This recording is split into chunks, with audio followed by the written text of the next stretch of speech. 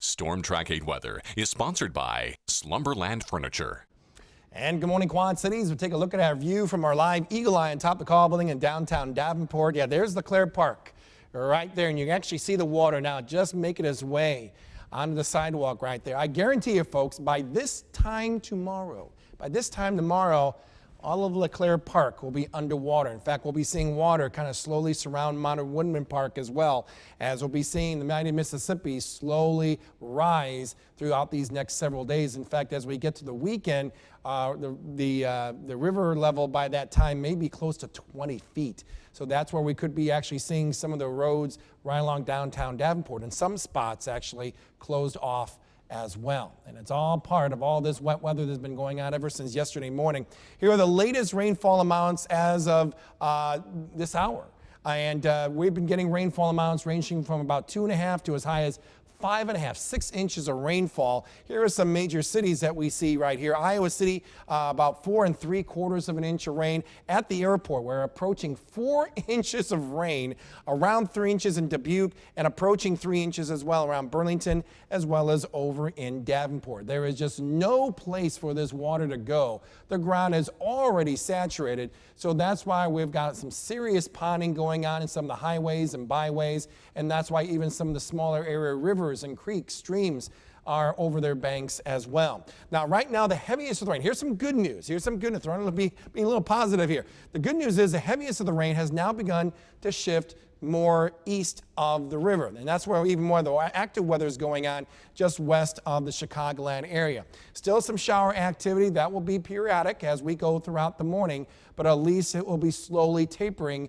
thereafter. We still got those flash flood warnings out around the immediate Quad Cities and south and east until noon. That's for more of the highways and byways and the serious ponding that's going on around those areas, so be on the lookout for that. Now, here's the main line of showers and thunderstorms. The most severe weather we're going to be seeing will be around Missouri, downstate Illinois, stretching in across the rest of the Ohio Valley. This is where you're going to get some maybe large hail, damaging winds, and a few even isolated tornadoes popping up as well. The boundary associated with this is located like so. That's where the boundary is.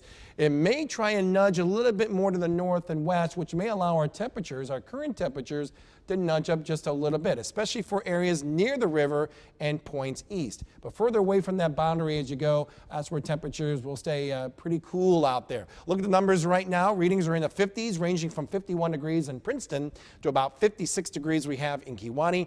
In the Quad Cities right now, we have a temperature of 55 degrees. So breaking down these numbers, this is what I see. Around that boundary, temperatures may climb in the 60s. And these temperatures may reach its peak by the time we get to about mid or late morning. So Princeton, your daytime high may be right around 10 a.m. or so. We'll go about 66 degrees. Further away from that boundary and north as you go, that's where temperatures will pretty much stay in the 50s, okay, for daytime highs.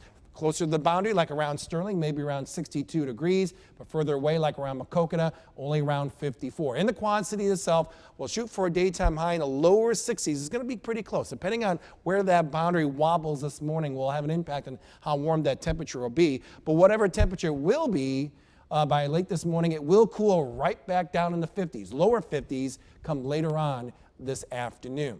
So with the rains finally tapering off to the east, we will be seeing some slow improvement after that. However, the temperatures will get pretty chilly by tonight and heading into tomorrow. There still could be some residual moisture out there by tomorrow morning, and combined with some of that cold air, a few flakes of snow may be flying around by early tomorrow morning. Otherwise, a fairly cloudy, cold Friday it will be. Skies will finally improve by tomorrow evening. We'll see some brighter skies to start off our weekend, and with the some slightly better temperatures until our next chance for some wet weather rolls in, though very spotty, sometime by Sunday night. Let's go and take a look at that forecast for the rest of the day then. Periods of rain out there should be tapering later on this afternoon. We'll see an early daytime high in the Quad Cities of 63. A few more spotty light showers out there, otherwise cloudy, turning much, much cooler. Low around 38 degrees, but those brisk west winds will make it feel more like below freezing. Ouch. That will lead to a cold Friday around here, 41 degrees. A few light little snowflakes can't be ruled out on Friday morning, and then skies will improve. Temperatures will improve, maybe around 60 by Sunday. But as you can see, we do bring back that chance for a little wet weather. Just a little wet weather, Julie. Later Sunday, and possibly maybe by the first half of next week, about later Tuesday, Wednesday, we're looking at that as well. All right, thanks, James. Yep. Well, the tiny town of West